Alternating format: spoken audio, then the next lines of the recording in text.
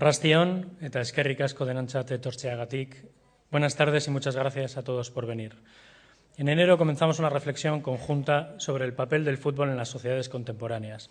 Entonces no previmos que nuestro equipo, el Athletic Club, nos ayudaría realizando de manera paralela la vertiente práctica de la reflexión, demostrándonos que realmente existe una vinculación fundamental, importantísima, entre este deporte, entre este espectáculo, entre esta pasión y la gente. Mientras nuestros jugadores nos hacían sentirnos orgullosos de nuestros colores, en estos meses han pasado por esta preciosa sala BBK pensadores, deportistas, periodistas y escritores que nos han ayudado a comprender las razones de todo esto que hemos vivido como aficionados.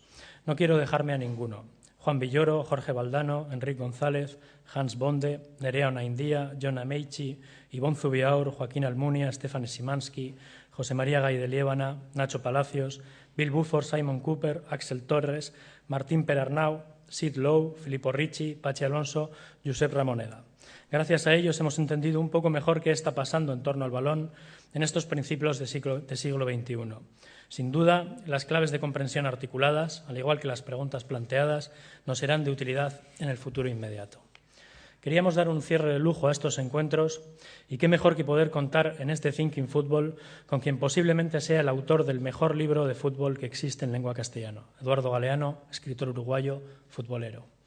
Sobre él, el tópico que dice que sobran las presentaciones es menos tópico que nunca, por lo que creo que lo mejor es no robar ni un minuto más a su intervención.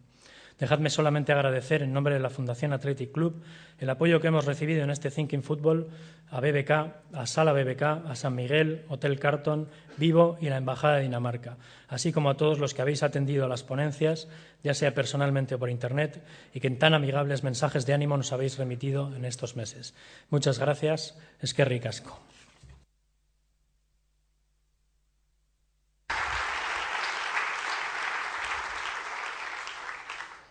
Bueno, gracias mil a todos por venir, por estar, por compartir esta noche conmigo y gracias al Athletic de Bilbao que ha organizado esto con amor y con ganas.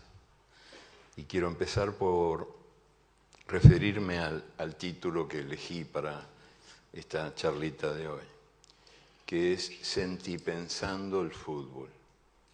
Esa es una palabra, una expresión, un verbo quizás, sentipensar, sentipensando, que no es mía, yo se la robé a los pescadores de la costa colombiana hace ya muchas noches, a la luz del fuego, charlando con ellos. Yo era escritor, ellos pescadores. Y para explicar un poco lo que yo hacía, les dije, o traté de decirles en qué consistía ese asunto de escribir. Y entonces uno de los pescadores me ayudó diciendo, el lenguaje, así que tú, claro, el lenguaje, pero si es verdadero tiene que ser sentipensante. Y en el acto le advertí que yo le iba a robar la palabra. Y él lo aceptó, me dijo que con mucho gusto me la regalaba. Es una palabra nacida contra el divorcio de la razón y el corazón, del mundo de las emociones y el mundo de las ideas, de los pensamientos. Uno de los muchos divorcios que tanto daño nos hacen, como el divorcio también del pasado y el presente, de la vida privada y la vida pública, y muchos otros desvínculos que nos impiden ser plenamente como somos. Pero este divorcio de la emoción y de la razón yo creo que es uno de los más dañinos y que además nos impide llegar a explorar a fondo y a comprender profundamente las pasiones humanas, que están hechas de emoción y de razón. Y el fútbol es un espacio donde la razón y la emoción se encuentran inevitablemente todo el tiempo. Quiero empezar, pues, por aclarar el sentido que tiene el título, Sentipensando el fútbol, Y quiero empezar también por confesar que yo quise ser jugador de fútbol. No nací queriendo ser escritor. Nací como todos los bebés uruguayos gritando gol. Cuando asomamos entre las piernas de mamá, gritamos gol. Esa es la primera palabra que pronunciamos. Y por eso las maternidades son tan ruidosas en mi país, en el Uruguay, muy barullentas, porque están todos los bebés gritando gol, gol, gol, gol. No se puede estar con tanto ruido. Y nací queriendo ser, nada original, jugador de fútbol. Y la verdad es que lo he logrado. Fui y sigo siendo el mejor jugador del mundo. Fui la envidia de Pelé, de Maradona. Ahora Messi se pone verde cuando me ve jugar, verde de envidia, una rabia le viene. Y todo eso es verdad, siempre en horas nocturnas, cuando duermo. Después, cuando despierto, la realidad, esa señora cruel, me invita a tocar una pelota, a hacer algo con ella, y yo inevitablemente tropiezo, me caigo. Soy un mamarracho, un pata de madera, una vergüenza de mi país. Pero en la noche no hay quien pueda conmigo. Así que nada tiene de pedante esto que estoy diciendo. Es verdad, yo soy el mejor del mundo. Solo que soy el mejor del mundo a ciertas horas, con la almohada pegada a la oreja mientras duermo. Pero el hecho de que yo no consiga hacer en las horas del día lo que en las horas de la noche sueño, no impide que yo sea un jugador imaginario, que se mete en la cancha en cada partido que ve, incapaz de distancia y muy apasionado por esta pasión universal, la más universal de todas, que es el fútbol. La verdad es que yo fui siempre hincha de Nacional, pero iba al estadio, sigo yendo, y no podía dejar de admirar cuando era chico, cuando era niño todavía, a algunos de mis enemigos, algunos jugadores de Peñarol, como por ejemplo Obdulio Varela, Schiaffino, Abadí, Julio César Abadí, que jugaba siempre en la orilla de la cancha, amacando el cuerpo y sin tocar la pelota y sin tocar jamás al adversario, con puros amagues lograba derribarlos. Después, cuando empecé a escribir, yo quise escribir así, escribir como Abadí jugaba, con esa elegancia, con esa capacidad de hermosura. El hecho es que esto me provocaba algunas situaciones incómodas con otros hinchas de Nacional que no me comprendían, pero con el paso del tiempo no pude más que confirmar que yo, en realidad, además de ser hincha de Nacional, soy sobre todo hincha del buen fútbol, loco por el buen fútbol. Y en el fondo soy un mendigo de buen fútbol, que anda por los caminos del mundo, sombrero en mano, implorando una linda jugadita, por amor de Dios. Y cuando alguien me la regala, no me importa saber cuál es el club o el país al que pertenece ese hombre generoso. Les voy a leer o a contar algunas historias de fútbol hoy, esta noche, empezando por algunas tomadas del libro de fútbol que escribí, que cometí, El fútbol a sol y sombra, y otras que no están ahí pero podrían estar. Empezando por una que se refiere al fútbol. La historia del fútbol es un triste viaje del placer al deber. A medida que el deporte se ha hecho industria, ha ido desterrando la belleza que nace de la alegría de jugar porque sí nomás, como canta el pájaro sin saber que canta. En este mundo del fin de siglo, principios del nuevo siglo, el fútbol profesional condena lo que es inútil, y es inútil todo lo que no es rentable. A nadie da de ganar esa locura que hace que el hombre sea niño por un rato, aunque sea por un ratito, jugando como juega el niño con un globo y como juega el gato con el ovillo de lana. Bailarín que danza con una pelota leve como el globo que se va al aire y el ovillo que rueda, jugando, sin motivo y sin reloj y sin juez.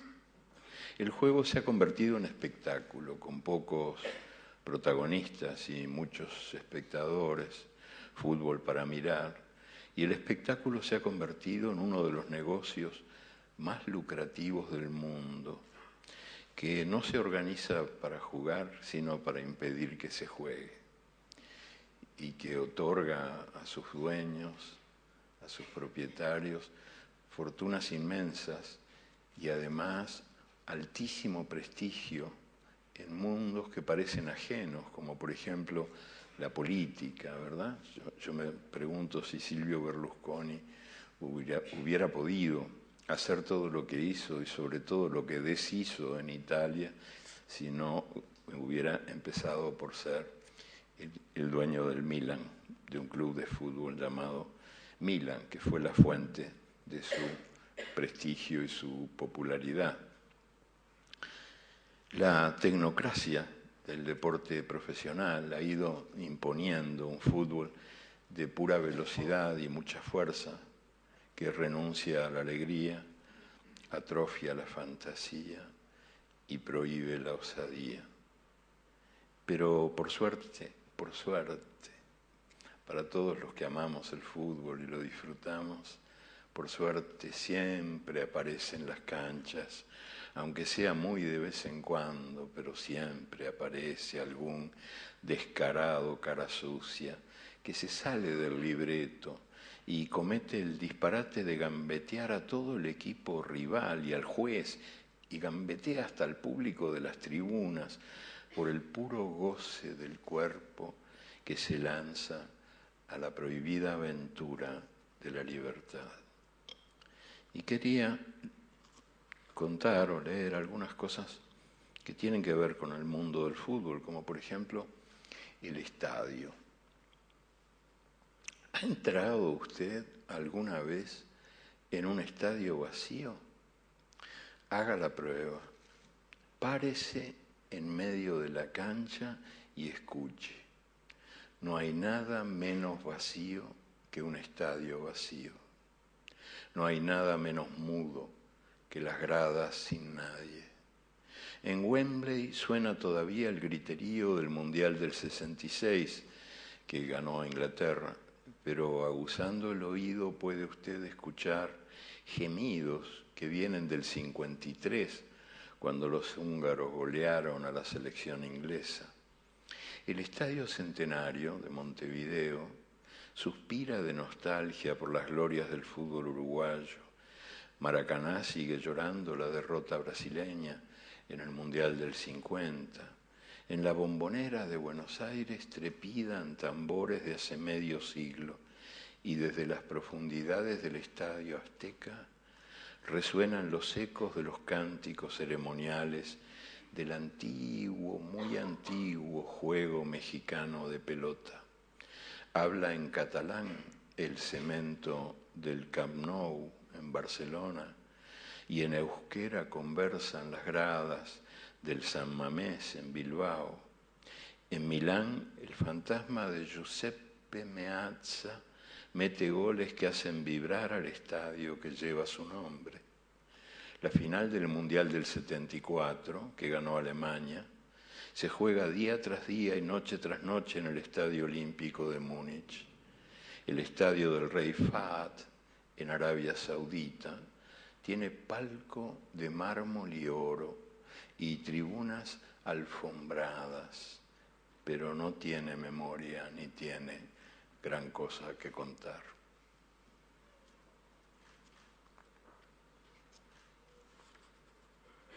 El hincha, que aquí supongo que se dice el forofo, ¿no? O se dice el hincha también.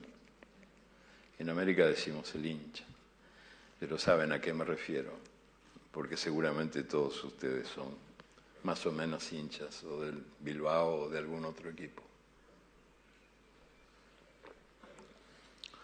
Una vez por semana el hincha huye de su casa y acude al estadio. Flamean las banderas, suenan las maracas, los cohetes, los tambores, llueven las serpentinas y el papel picado.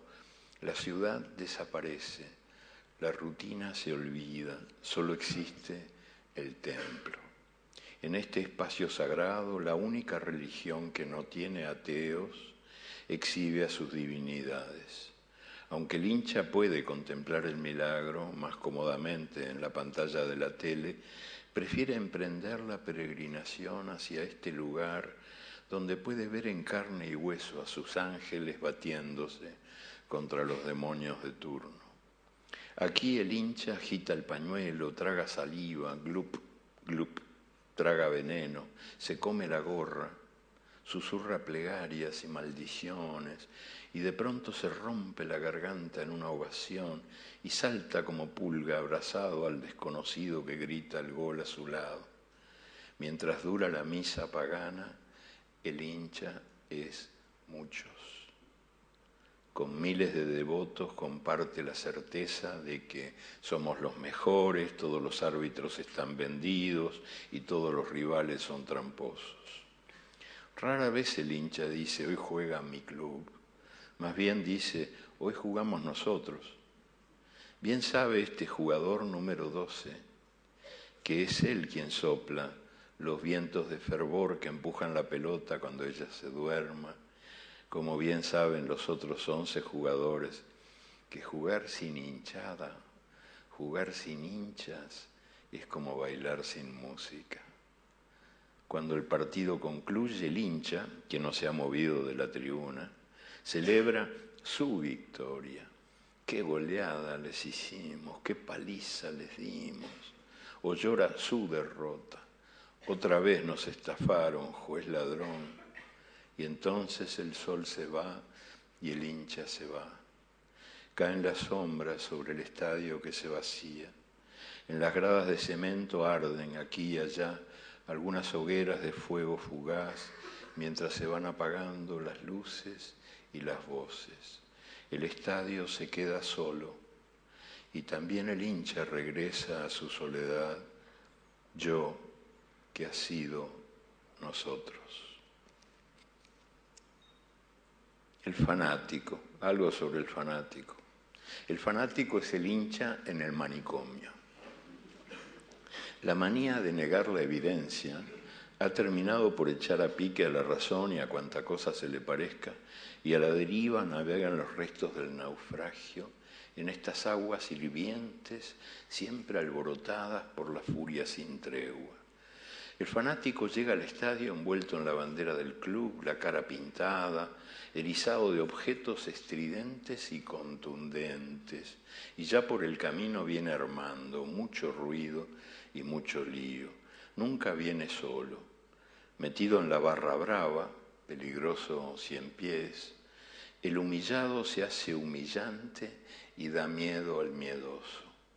La omnipotencia del domingo conjura la vida obediente del resto de semana, la cama sin deseo, el empleo sin vocación o el ningún empleo. Liberado por un día, el fanático tiene mucho que vengar. En estado de epilepsia mira el partido, pero no lo ve. Lo suyo es la tribuna. Ahí está su campo de batalla. La sola existencia del hincha de otro club constituye una provocación inadmisible. El bien no es violento, pero el mal lo obliga. El enemigo, siempre culpable, merece que le retuerzan el pescuezo. El fanático no puede distraerse porque el enemigo acecha por todas partes. También está dentro del espectador callado, que en cualquier momento puede llegar a opinar en voz alta que bueno, que el rival no está jugando tan mal y entonces recibirá su merecido. Algo sobre el gol. El gol es el orgasmo del fútbol. Como el orgasmo, el gol es cada vez menos frecuente en la vida moderna. Hace medio siglo era raro que un partido terminara sin goles, 0-0, 2 bocas abiertas, 2 bostezos. Ahora los 11 jugadores se pasan todo el partido colgados del travesaño, dedicados a evitar los goles y sin tiempo para hacerlos. El entusiasmo que se desata cada vez que la bala blanca sacude la red puede parecer misterio o locura, pero hay que tener en cuenta que el milagro se da poco. El gol, aunque sea un golcito, resulta siempre gol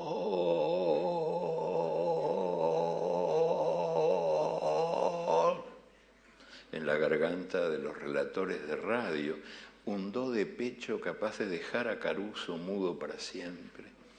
Y la multitud delira y el estadio se olvida de que es de cemento y se desprende de la tierra y se va al aire. Algo sobre el árbitro, un par de cositas.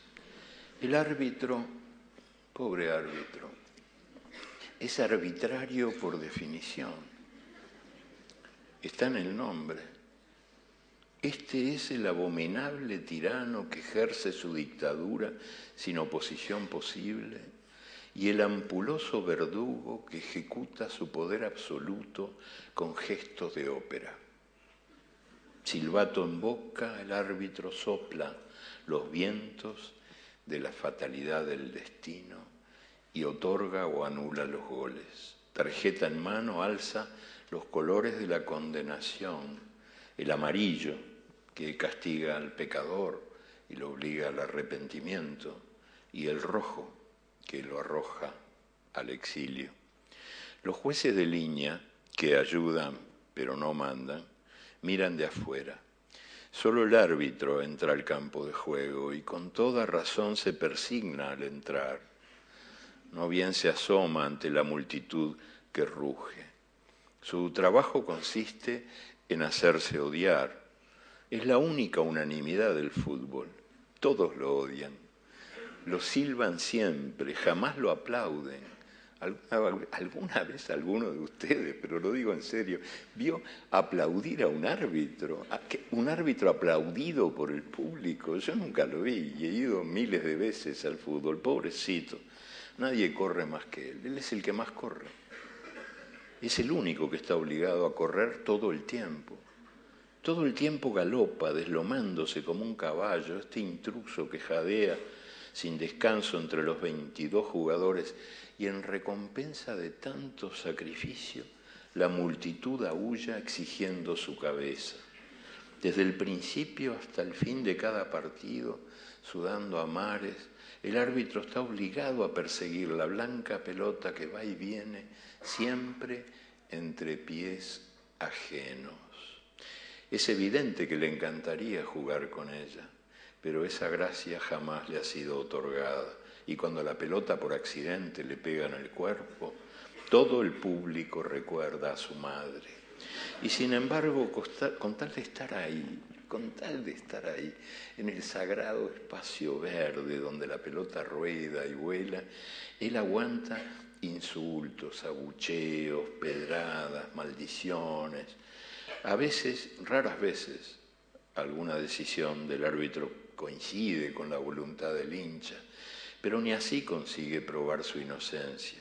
Los derrotados pierden por él y los victoriosos ganan a pesar de él.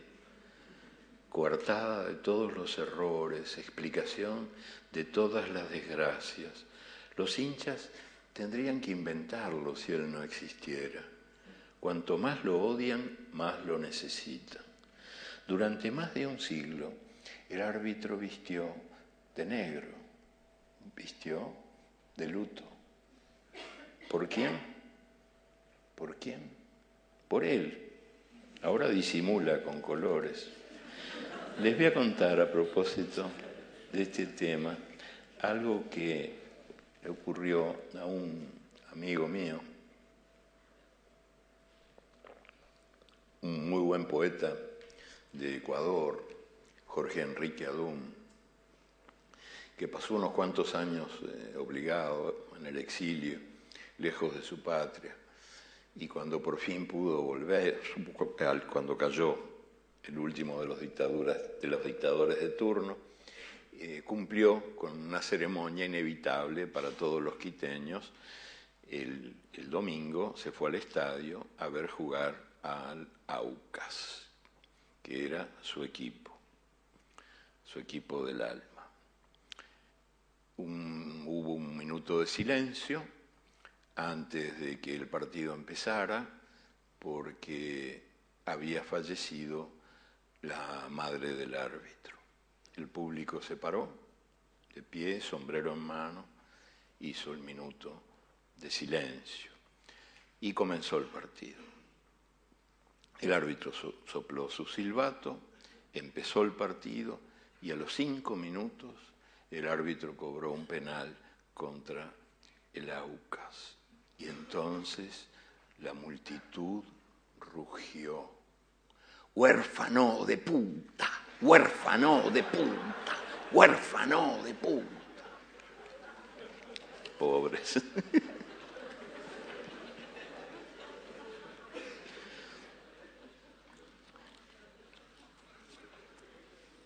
Alguna cosa sobre otro mártir del fútbol, que es el arquero, o portero, como le dicen en España. El arquero, portero, o guardameta, golero, cancerbero, guardaballas. Pero bien podría ser llamado mártir, Paganini, penitente o payaso de las bofetadas. Dicen que donde el arquero pisa nunca más crece el césped, y en efecto es la parte más peladita del estadio. Él es un solo, está condenado a mirar el partido de lejos, sin moverse de la meta, aguarda a solas entre los 3 palos su fusilamiento. Antes vestía de negro, como el árbitro. Ahora el árbitro ya no está disfrazado de cuervo, y el arquero consuela su soledad con fantasías de colores. Él no hace goles, está allí para impedir que se hagan. El gol, la fiesta del fútbol. El goleador hace alegrías y el guardameta, el aguafiestas, las deshace. Lleva a la espalda el número 1. Primero en cobrar, primero en pagar. El portero siempre tiene la culpa. Y si no la tiene, paga lo mismo. Cuando un jugador cualquiera comete un penal, el castigado es él. Allí lo dejan, abandonado ante su verdugo, en la inmensidad de la valla vacía. Y cuando el equipo tiene una mala tarde, es él quien paga el pato, bajo una lluvia de pelotazos, expiando pecados ajenos. Los demás jugadores pueden equivocarse feo, una vez o muchas veces, pero se redimen mediante una finta espectacular, un pase magistral, un disparo certero, pero él no. La multitud nunca perdona al arquero. Salió en falso, hizo el sapo, se le resbaló la pelota, fueron de seda los dedos de acero. Con una sola pifia el guardameta arruina un partido o pierde un campeonato.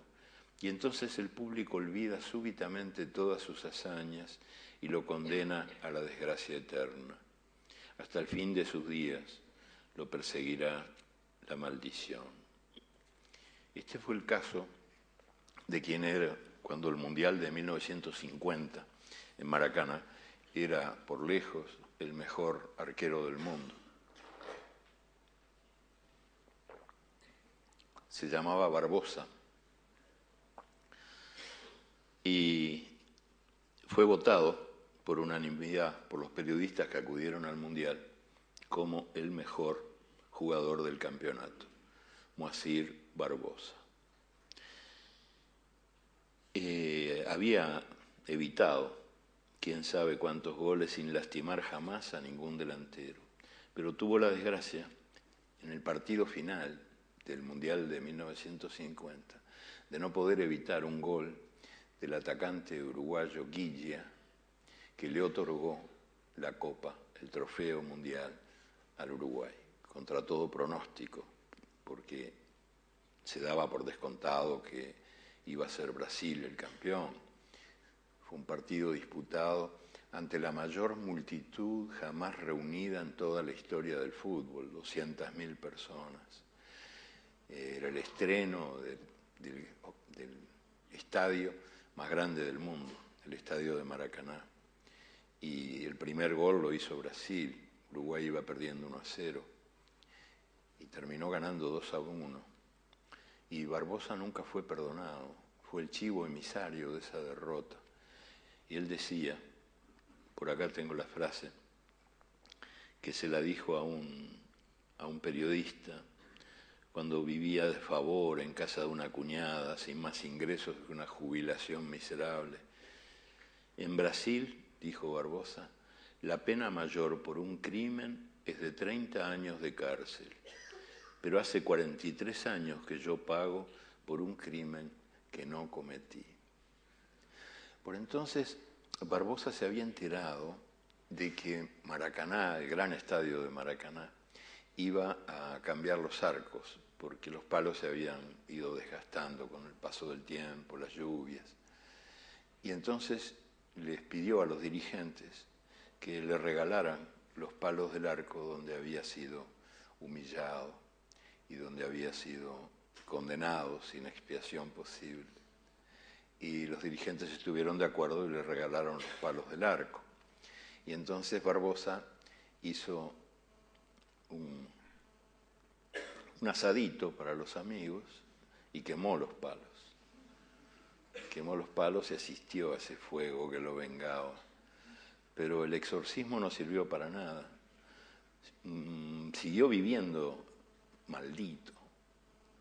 Maldito por su país, por su gente. Y maldito murió.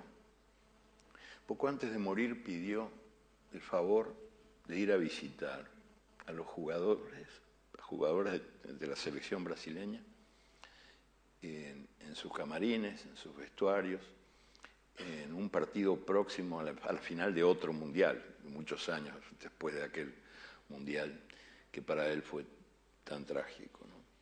Y los dirigentes se lo prohibieron, no pudo entrar al vestuario porque iba a dar mala suerte. Y así murió el que fue, a juicio de los que de veras saben, el mejor arquero o uno de los mejores arqueros de toda la historia del fútbol. Quiero dedicar un pequeño homenaje a otro arquero que fue capaz de convertir el hierro en viento. Eduardo Chillida era guardameta de la Real Sociedad en la ciudad vasca de San Sebastián. Alto, enjuto, tenía una manera muy propia de atajar y ya el Club Barcelona y el Real Madrid le habían echado el ojo. Decían los expertos que ese muchacho iba a heredar a Zamora. Pero otros planes tenía el destino. En 1943, un delantero rival, que por algo se llamaba Sañudo, le rompió los meniscos y todo lo demás. Al cabo de 5 operaciones en la rodilla, Chillida dijo adiós al fútbol y no tuvo más remedio que hacerse escultor. Así nació uno de los grandes artistas del siglo. Chillida trabaja con materiales pesados, de esos que se hunden en la tierra, pero sus manos poderosas arrojan al aire el hierro y el hormigón que volando descubren otros espacios y crean otras dimensiones. Antes, en el fútbol, él hacía lo mismo con su cuerpo. A ver a dónde vamos ahora para seguir charlando. podría ser, recién hablé del Mundial del 50, podría ser eso. El Mundial del 50.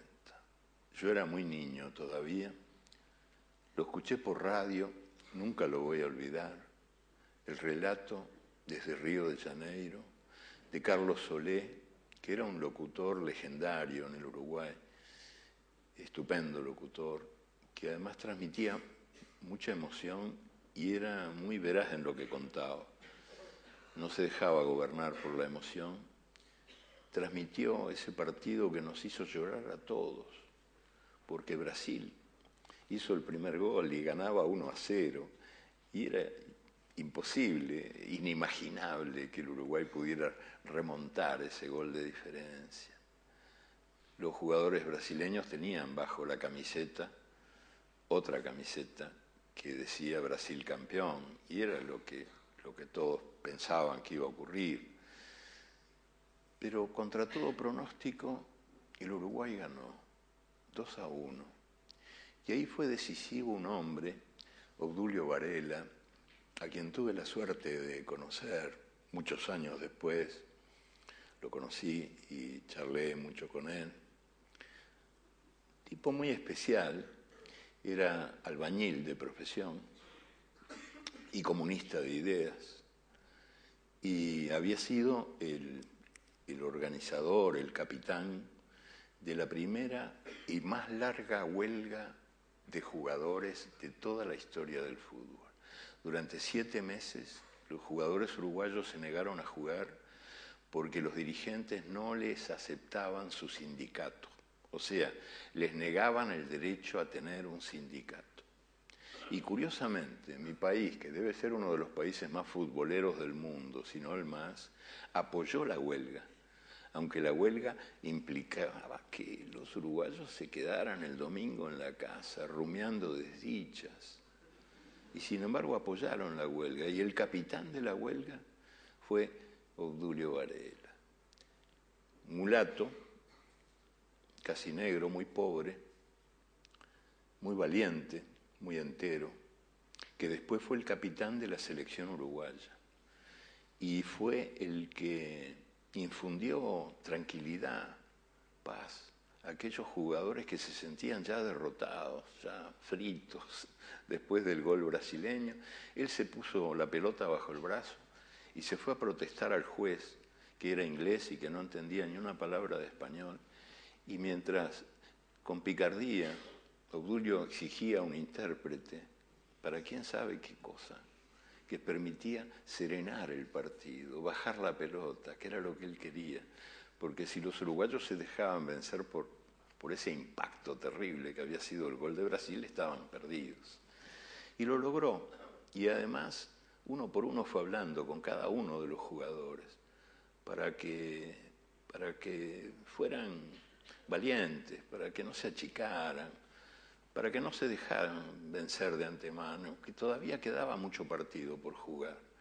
Y así Uruguay hizo un gol y después otro. Y ganaron 2-1. Y Obdulio era el héroe de la jornada, era el autor de la hazaña.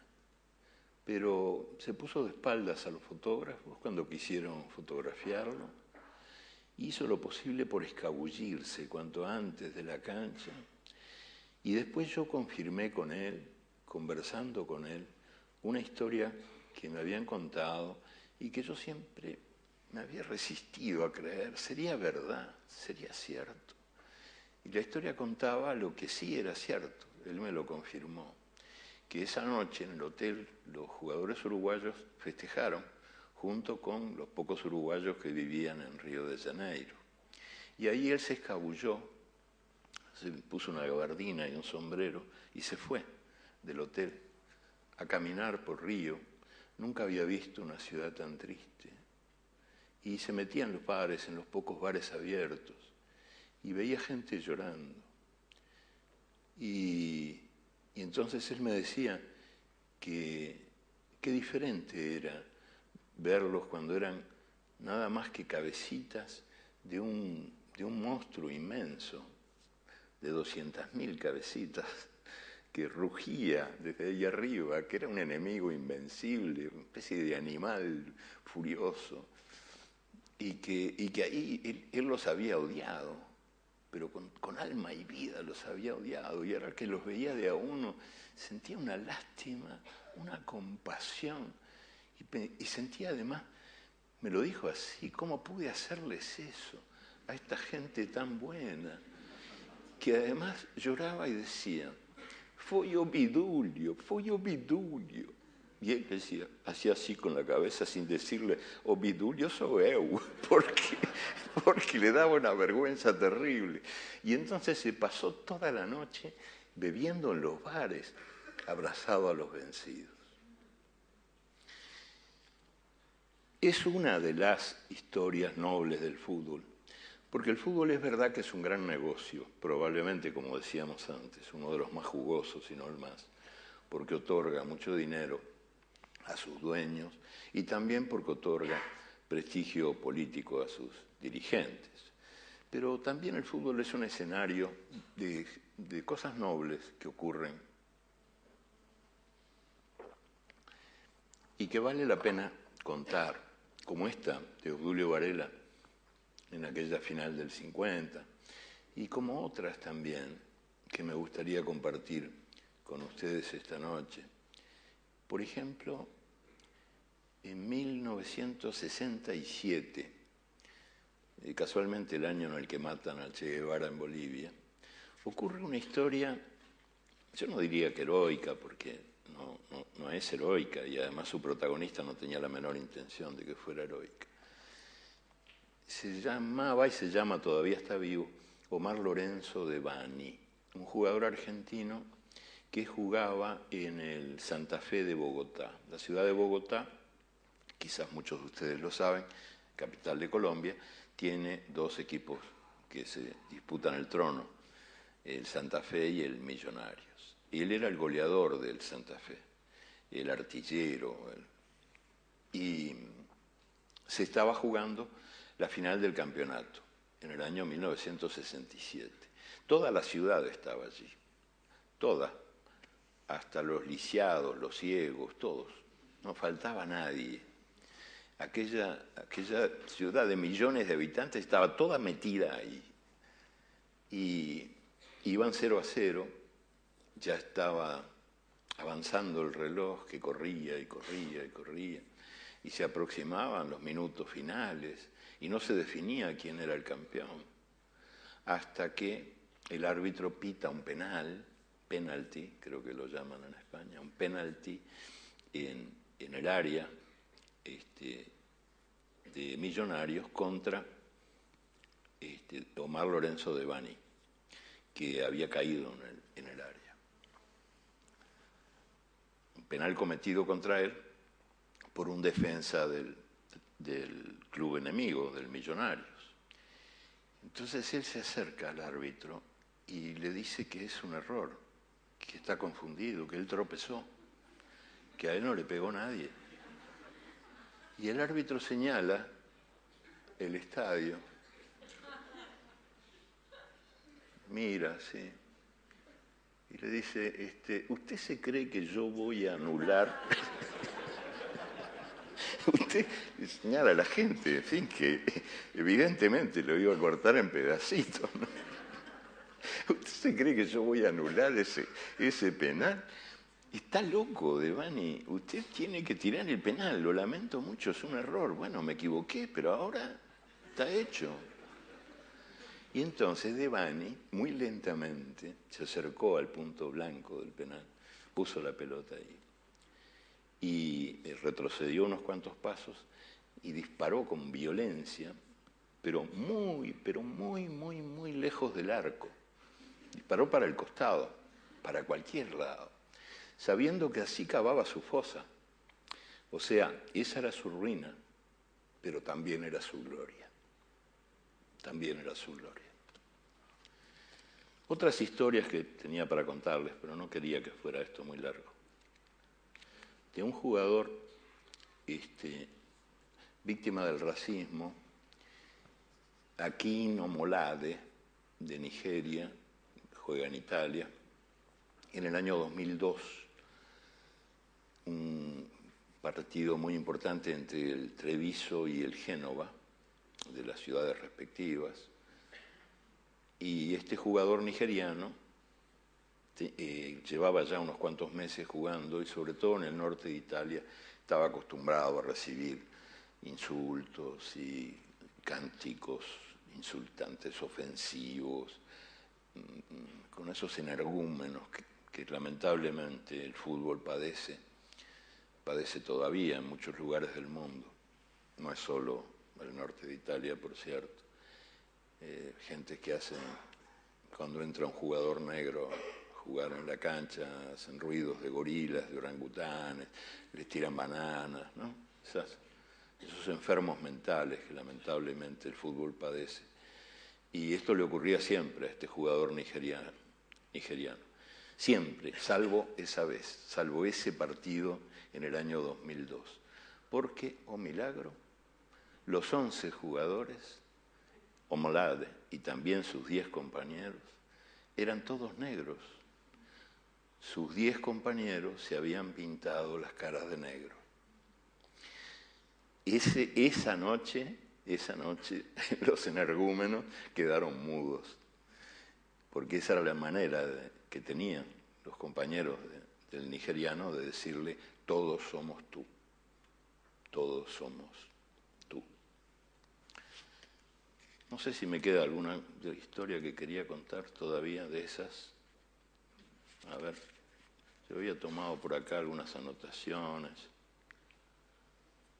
Bueno, sí, algo más, un par de cosas más que quiero contarles antes de terminar esta conversación amistosa, fraternal.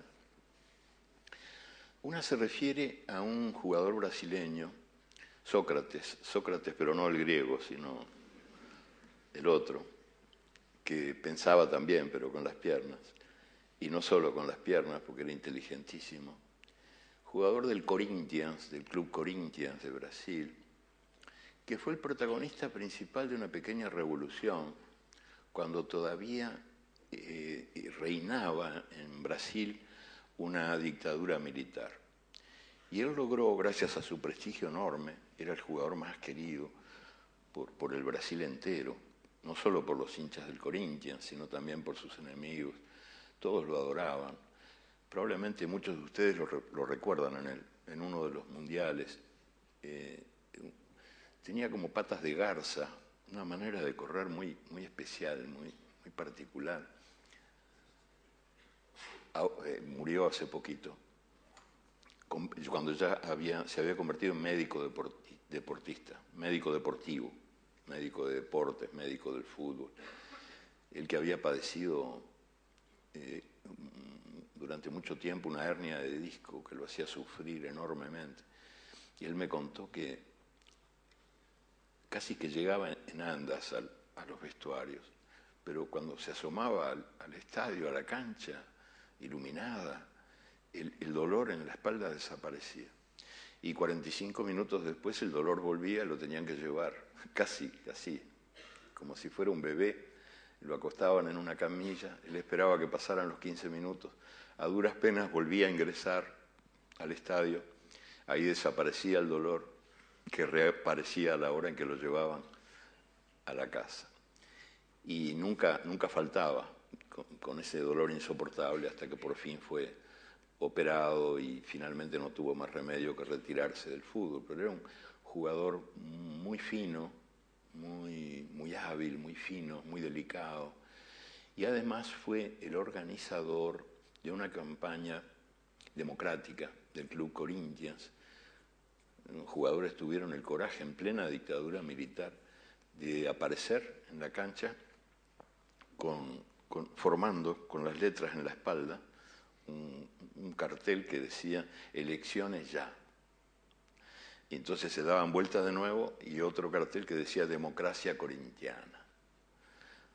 En ese periodo, este jugador, Sócrates, y sus compañeros dieron algo así como un golpe de Estado y derribaron a los dirigentes del club Corinthians.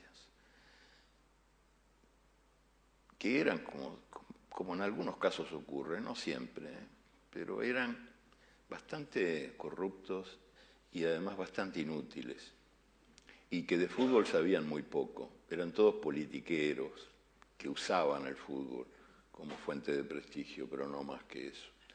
Y los jugadores los derribaron, tomaron el poder y decidieron que iban a arreglarse sin dirigentes, que el Club Corinthians iba a ser dirigido por sus verdaderos protagonistas, que eran los que salían a la cancha a jugar y a disputar la pelota con el rival que fuera, y no los dirigentes sentados y lejos de la cancha, no, los de la cancha, los brotados del césped, esos eran los verdaderos protagonistas.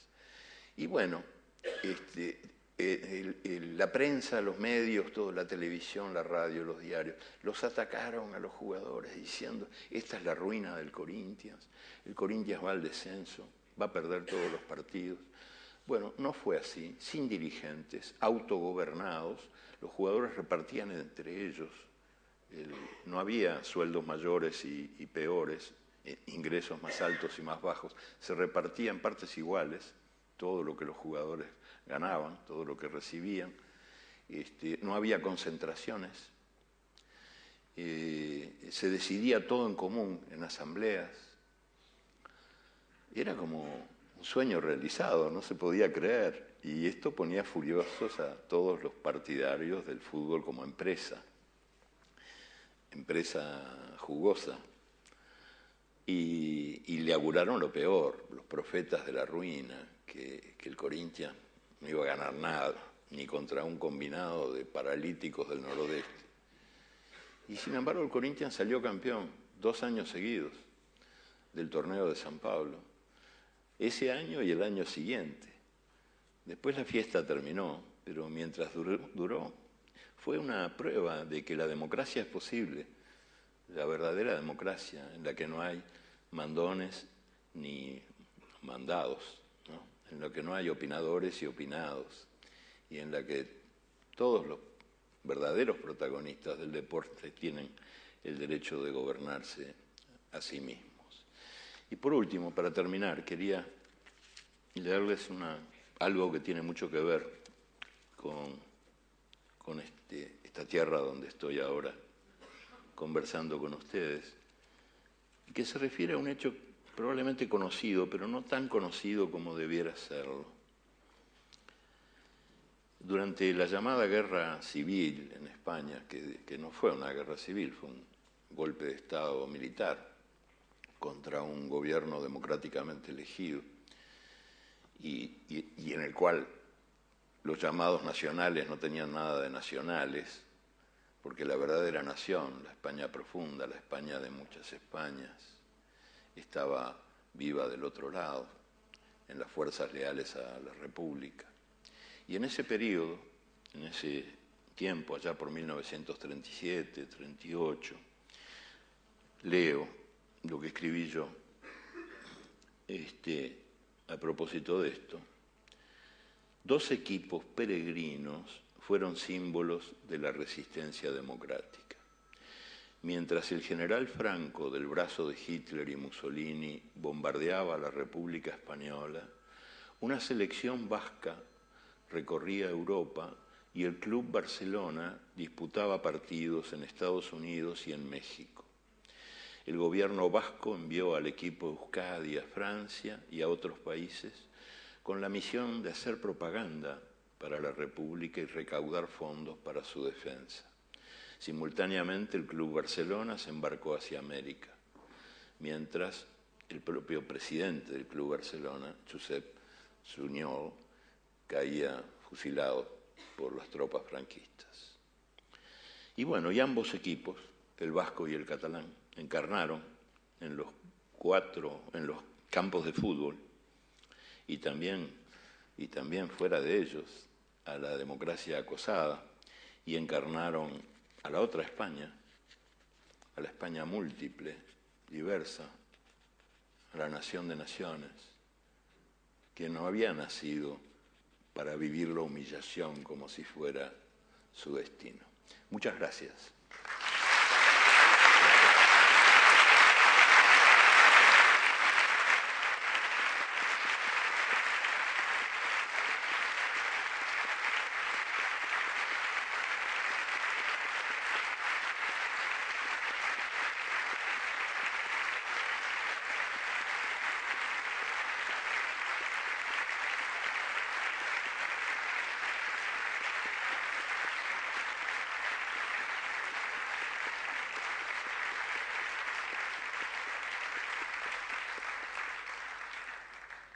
Eskerrik asko, Eduardo. Muchas gracias. Habíamos convenido con Eduardo que no habría preguntas, pero tiene una gira que le está llevando por varias ciudades. Es una gira muy dura. Agradecerte muchísimo la presencia aquí en nombre de la Fundación Athletic y de todos nosotros que hemos estado contigo. Muchas gracias, Eduardo, y a vosotros muchas gracias por venir.